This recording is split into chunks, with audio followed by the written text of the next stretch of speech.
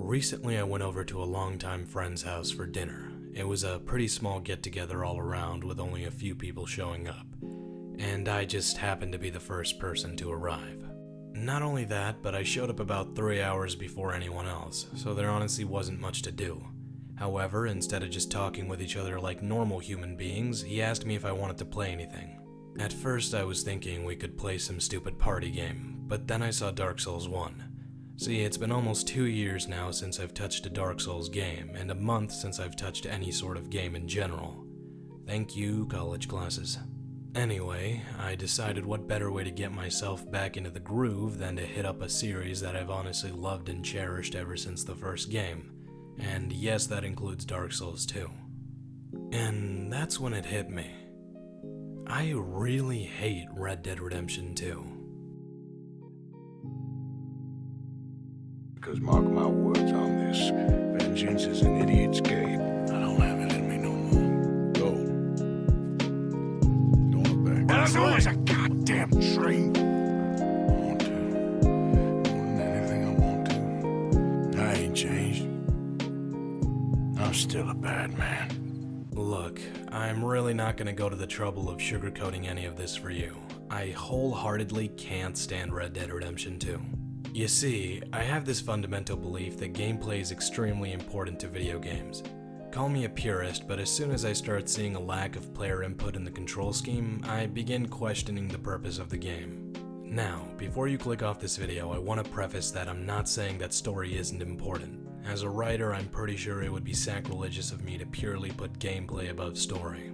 Instead, I'm gonna say that if I can just spam the L2 and R2 buttons for half the game, then your game design is equatable to something David Cage would cook up, and that's not a compliment. Apart from having to learn how to play Dance Dance Revolution on your controller just to catch a pigeon lover, I really don't see that much of a difference in game design from Red Dead Redemption 2 and Detroit Become Human. Both games fundamentally work the exact same way. The developers aren't confident in their ability to design control, so instead they just let the AI do almost all the work. Let me explain. In Detroit Become Human, you end up clicking a button and your character does the action. Simple as that. There's nothing in between, really. Now, how does this compare to Red Dead 2? Well, I'm mainly speaking about the gunplay here for this one. You see, Rockstar isn't at all confident in your ability to aim with their system, not in the slightest, but instead of trying to take cues from other third-person shooters such as Gears of War, they decide that they'll just make the auto-aim do all the work. That way, people don't complain about the fact that aiming in the game is just terrible. I was gonna make a reference to another bad aiming system, but honestly, I couldn't really think of one. In Red Dead, all you have to do is press L2, then R2, rinse and repeat, and suddenly you've killed just about everyone. And there's the movement.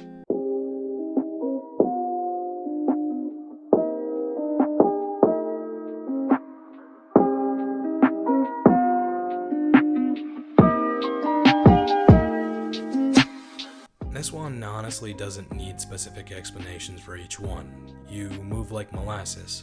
That's about it. Your movements are slow, sluggish, and honestly unrealistic. Yeah, I know what you're gonna say, that one of the greatest features of these games is how realistic they feel, but I can't help but disagree with that. Movement in these games is usually slower than that of an actual human being. Not only that, but when you take your hand off the joystick, they don't stop right away. They usually take a couple of steps before doing so. That's not how humans work. The muscles in our legs are incredibly powerful, and so as long as we're not in a full sprint, even in a jog we could come to a complete stop almost instantly, even when carrying a load. To test this, I put a bunch of my college books in a bag, put on some pouches with weights in them, and then ran. To no one's surprise, I could come to a complete stop with little to no trouble. Not only that, but have you noticed when you turn around in these games, the characters always take a footstep or two during the turnaround? Guess what? If you want to turn around and start going the other way, you can do both things at the same time, but both of these games would have you believe that's absolutely impossible. Now, this isn't an insane in-depth analysis on the physics of the human body. I'm just trying to point out some very obvious flaws with the excuses people make for the gameplay being as slow and lazily put together as it is. I'm also not here to tell you that you can't like the game.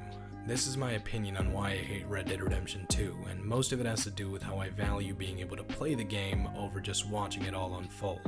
Here's the thing though, Red Dead Redemption 2's story is great. It's got fleshed out characters and a plot that did in fact keep me hooked at times, but that doesn't make up for it, at least to me.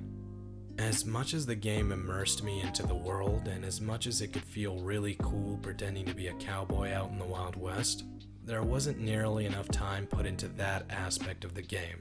Most of the time is spent riding around and shooting things, so when considering how bare bones those systems are and how unconfident even Rockstar is in their own gameplay, I can't for the life of me call it a good game. Instead, all I feel is that it just teaches developers that as long as they hire a team of great writers and dump a bunch of money into graphics, people will literally buy a glorified movie for $60.